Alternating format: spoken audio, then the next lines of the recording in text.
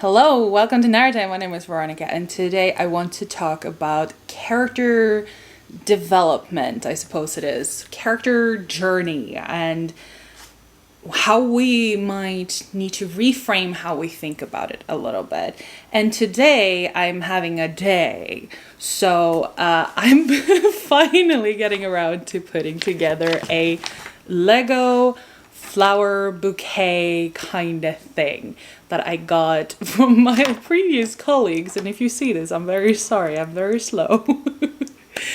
But I need to fiddle with things as we talk about it, because otherwise I can't focus today.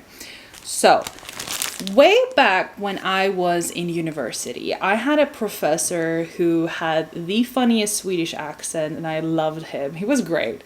But we were talking about how, sorry, how many am I supposed to have? 5? Jesus Christ, okay.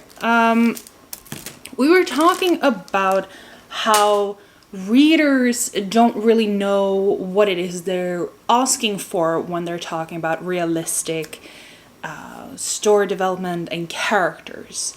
And I found this so fascinating to talk about, which has greatly colored how I approach writing and specifically critiquing as well. And I thought that I could fit really well on this channel, because I want this channel to be a little bit more less here's a practical writing tip on like filler words or sentence structures and stuff. There's so many more talented people on the internet giving those lectures. What I want to talk about a little bit more is, what I want to do with the channel, I'm struggling with my words today too, is to have a more discussion-based learning, because I learn that way, and I'm sure that there are other people out there who does the same. And I like to approach writing through the lens of, if I know the world, or the better I get to know the world, the better I become at writing and creating worlds and characters. Hold on, I need to open this. Ooh, one more. I missed it. Okay. I got it. Okay. As I was saying, I like to discuss things because I feel like I learn a lot more. That's why I love hearing other people's stories of how they got to a certain place, or why they chose a certain profession and partners and all of that stuff. Like, I love hearing people's stories. And it's because I get a better feel of who they are as people, and I also start seeing patterns and all of that. I can go on. My point is that my professor said something that really stuck with me and has really influenced me. And I'm paraphrasing, but he essentially said that readers' expectations are inherently incorrect because they don't know what it is they're looking for. And it's not to say that readers are idiots, absolutely not. He was a big proponent of respect your readers, and which I agree with, which is why I really dislike this new trend, or not even trend, this new style of writing where you're over explaining things, you're hand holding to the extreme, so that you're essentially saying that you don't think that your readers are smart enough to get it. I really hate it. So just to make clear, he did not think that way. What he meant was more that readers are not supposed to be, supposed to be subject matters experts. And we shouldn't expect that of them. We shouldn't treat them as subject matter experts. If you want to learn how to become a better writer, you should seek out critiques from professionals and other authors. And by professional, I mean, of course, editors and developmental editors and people like that. Don't expect someone who pays to read your book and then go out of their way and leave a review to be the source of how you can do better. There are so many good channels here on YouTube, for example, that are specifically readers talking to authors about, hey, this is what we like, here's what we don't like, here's how you can do it better, kind of stuff.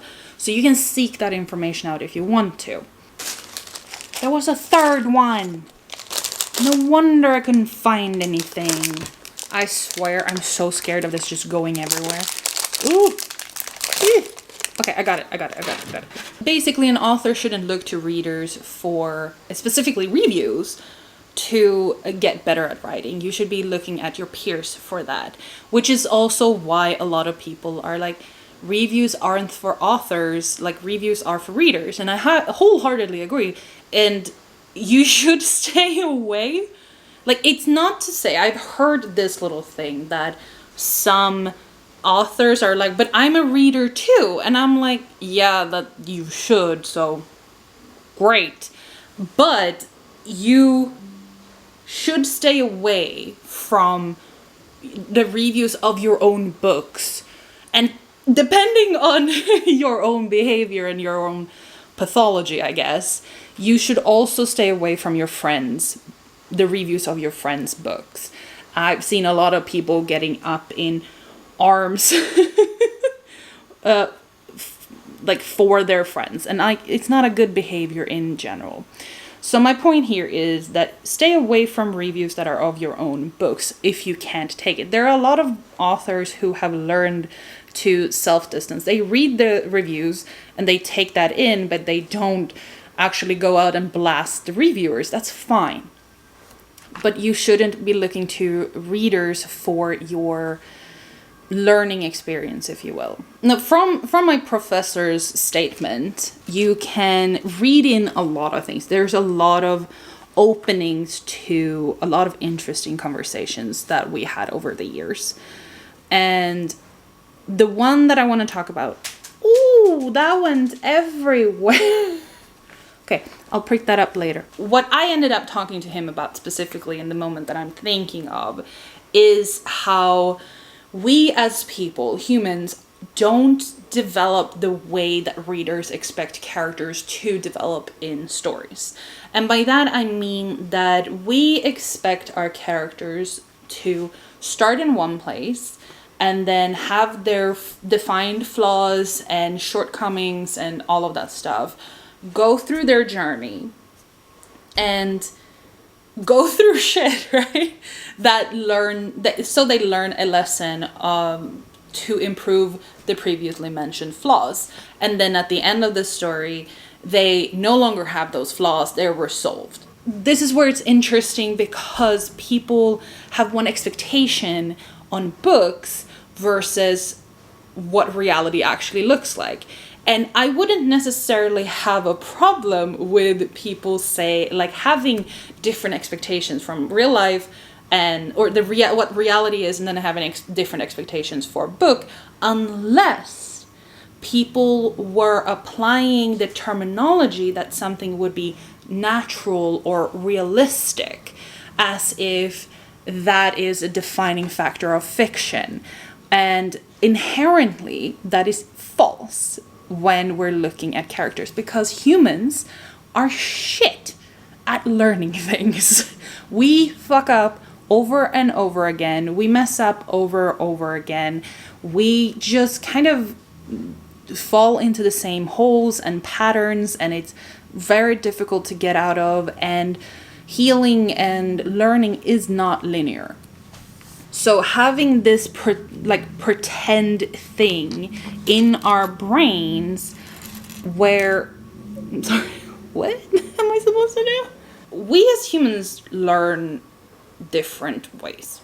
Everyone has their different ways of taking in information and dealing with information.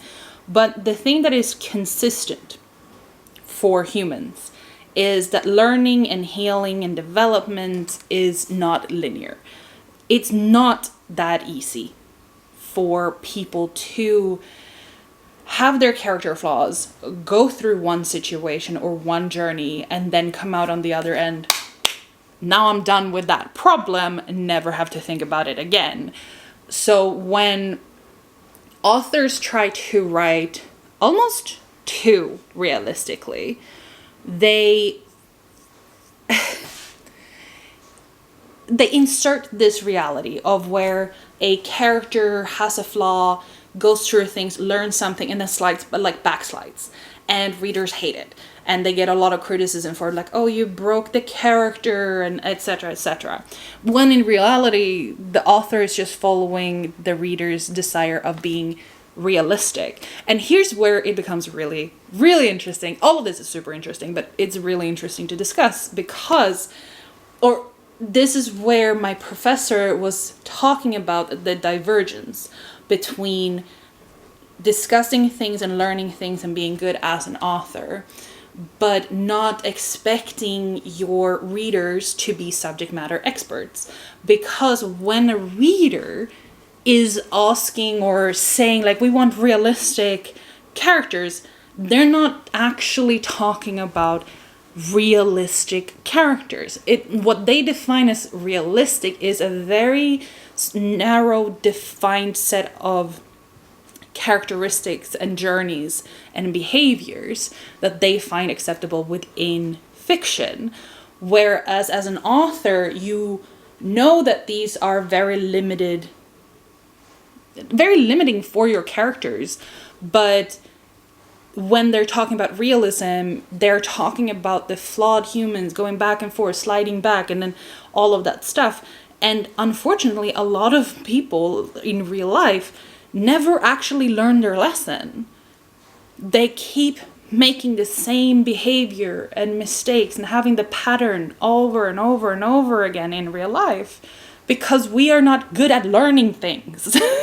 We are highly adaptable when we have to be. But if we are not having to be adaptable, we are terrible at it as a species. So when you as an author are faced with these words of having to make it natural or realistic and believable, you need to figure out what it actually is they try to say. And that is that can be difficult. And that's where you need to be more keeping an ear to the ground, because this stuff comes in waves, and it also depends on what genre you're in and to which target audience you're writing to.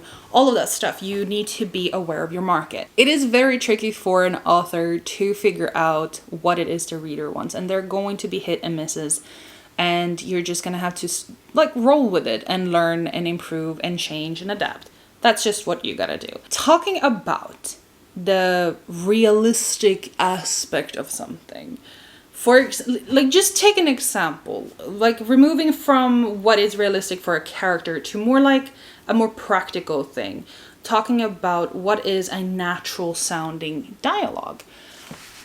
What is a natural sounding dialogue? Because here readers have an expectation that doesn't fit reality either. Shocker, right? Because a real natural sounding dialogue ebbs and flows, and you go off on tangents and you disappear from the subject matter for a bit, and then you go back and forth kind of thing, and then you eventually wrap up the conversation. That's what a natural conversation sounds like. That's not what they want. Because it is highly unlikely that a conversation, like let's take a key piece of information, is delivered perfectly and concisely and no one has any misunderstanding or follow-up questions. It is highly, highly unlikely that that ever happens at all. But that is what is expected in books. You don't include the misunderstandings unless it is in a romance, I guess, and it's part of the trope, which I hate. I hate it. I hate that trope with a passion. But yeah, like maybe you included there, unfortunately people tend to include it. With that said, just take when you've been at work, right? How many times have you had misunderstanding in meetings? When has instructions not been followed or understood properly? Or in your friend group, you had a misunderstanding of where you were supposed to meet or when you were supposed to meet, or who was going to bring the salsa, you know? All of those things. That was a very specific example. Never forget the salsa, okay? If in doubt, always bring extra salsa, because you can never have too much. Anyway, just a PSA. I think that a lot of people struggle with accepting that it's not realism that you want, right? It's something that is realism adjacent, I guess. It is more of a feeling as opposed to reality. It's just not the same thing. You want something that is kind of like realistic, but not too realistic, because then it's uncomfortable, because, you're reading this for escapism, which is a very good point, is that I don't fault readers for having this different expectation, because we would all love to be the type of person that learns this quickly, that has flaws, and then we get a lesson in it, and then we learn, and we never have to think about it again. I would love that to be the case, and I'm sure that most other people would as well. But as unfortunately as it is, it's not. That's not how it works. So I don't fault anyone for wanting this, but I think that I would love for readers to be a little bit more conscious in this type of, when they make these types of comments, because I've also seen, thankfully not against me, because, I'm a teeny tiny author, but I've seen towards bigger authors that it becomes very aggressive sometimes with this type of behavior, where I'm just looking at it and going like, why are you so angry? You don't even know what you're looking for. And I don't mean to sound demeaning to any reader. It's just, you are not entitled to anything. Authors are grateful for you to read their books and being a fan, but that does not mean that you don't own anything. And I think most readers get this, and I think most fans, just referring to something that has been very much in the talks, in the commentary channels and everything lately, is the Chappell Roan situation, where she's like, hey, here's my boundaries, don't do this. And people freak the fuck out about, how dare you're nothing without us. I'm like, she hasn't said anything about that. She's just saying, hey, I would like you to respect me and treat me as a fellow human, because that's what I am. And people are taking that as a personal insult, and I am just so confused. It's just wild to me to hear people talk about it in such a extreme manner. And I want to be clear. I think that most commentary channels that I have come in contact with have been on the logical side of yeah, she's a person. And most of the comments where it's just you owe us your life. They don't say that, but essentially that's the vibe. It's we made you as popular as you are. You should never be allowed to say no. And I'm like, do you hear yourself sometimes? Sometimes I feel like people are the similar pattern with authors. And I think that as a whole, we need to check ourselves. And this also goes out to the authors that are so stupid. I'm sorry. To be saying stupid ass things like, if you're not gonna leave a 5-star review, then you shouldn't be allowed to review anything. Or it's just get over yourself. Come on, it's a review. If you want better reviews, write better books. That's it. Maybe your book wasn't hitting the market the way you were expecting, but that doesn't mean that you should be expecting a 5-star review. There's nothing wrong with a 3-star review. Yes, does 1 and 2 sting? Of course it does. But I want you to remember that 3 out of 5 is still a good book. It's just not great or amazing. It's still a good book. 3 stars, fine, okay? Okay, I'm getting there. I almost have a flower. Essentially, what this whole video is about is kind of making you aware of what it is you're talking about.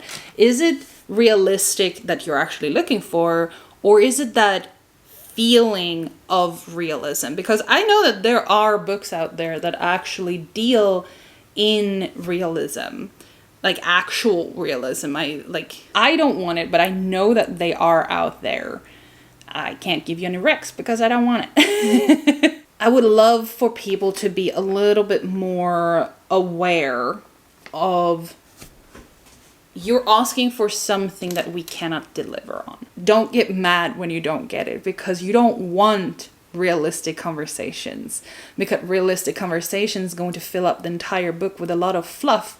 We still need to create a streamlined, realistic version. So it's realism streamlined is what you're asking for. So we get the quick delivery of the key information. No one asks too many follow-up questions. Everyone is on the same page. Let's go fight the bad guy.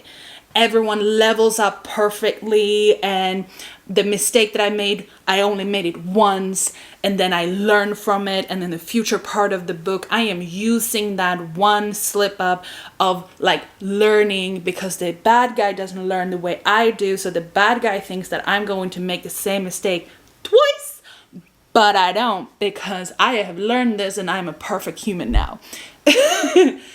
We all want to be that kind of perfect human because it would make life so much easier. But no, we aren't. So I think for authors, it would be a good idea to learn that readers, when they say something, they don't always know what it is they're actually looking for. So that you need to learn the words to interpret them. And then at the same time, I would love for readers to not be so... Your expectations of the character journey isn't really aligned with the realistic... Like, you have too many expectations of the character journey. And we can't deliver that. You're in a realistic way. Because it's not realism that you want. And if you do want the realistic, this is a play-by-play... I lost it. Here we go. Play-by-play of a realistic event and trauma and healing and all of that stuff. I'm sure that there are books out there for you. They are just not super common. So, yeah. That's really the discussion piece that I wanted to have here today, and I hope that you learned something. Maybe you can share your own thoughts on this topic down below, because I found it super interesting and I think that we can learn a lot from it. But my battery is blinking really angrily red at me. So thank you very much for being here. I hope you liked it. Make sure to subscribe if you do. And I hope that you have a great day, night, wherever you are in the time stream. And I will see you next time. Bye!